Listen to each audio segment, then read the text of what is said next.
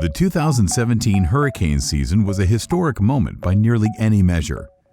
Hurricanes Harvey, Irma, and Maria broke records for rainfall, wind intensity, and total cost of damages.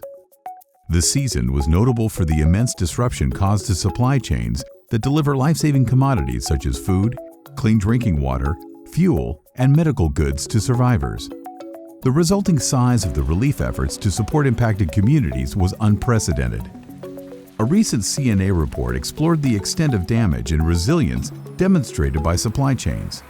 CNA analysts visited Texas, Florida, Puerto Rico, and the U.S. Virgin Islands and interviewed those who witnessed the storm's power and worked toward recovery.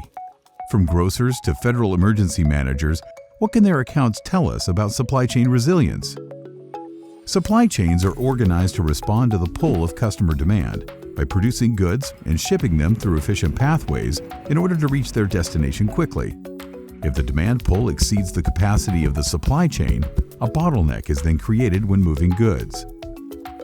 After a disaster, power and telecommunications go down, ports close, roads are blocked, workers can't get to work, and key facilities in the supply chain sustain damage. It's a race against time to get life-saving commodities to survivors.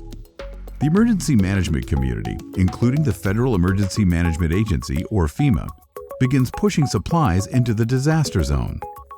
Private sector supply chain purveyors begin working to reopen their facilities, reroute products, and restore commercial exchange. Restoring the flow of goods in the aftermath of a disaster is what can separate a disaster from a true catastrophe. CNA's analysis demonstrates that public and private sector supply chains do not always have a complementary relationship. They are often unaware of each other's actions. They collide and compete for resources and hinder recovery. After Hurricane Maria's landfall, FEMA began the largest food mission in the agency's history. The story on the ground was actually one of surprising resilience. A grocery distributor was moving 7 times its normal volume just 8 days after the storm, long before relief supplies arrived from the mainland.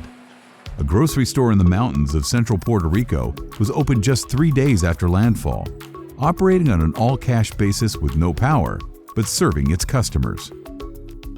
Emerging from these stories are strategic recommendations for government and private sector supply chain operators.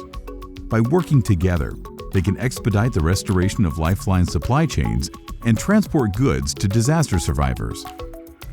CNA experts recommend planners: 1. Identify the most at-risk, densely populated areas vulnerable to supply chain disruption. 2. Identify key nodes and links along the supply chain for water, food, fuel, and other critical needs. 3. Develop a sentinel system for monitoring flow through these nodes and links during disaster. And 4. Give particular attention to potential bottlenecks within demand and supply networks and focus on how to alleviate them. Our nation's ability to support local supply chain resilience during disasters is still evolving. Informed by CNA's work, government agency managers are already taking lessons learned from the 2017 hurricane season and adopting new response protocols to better align public and private sector efforts in preparation for future storms.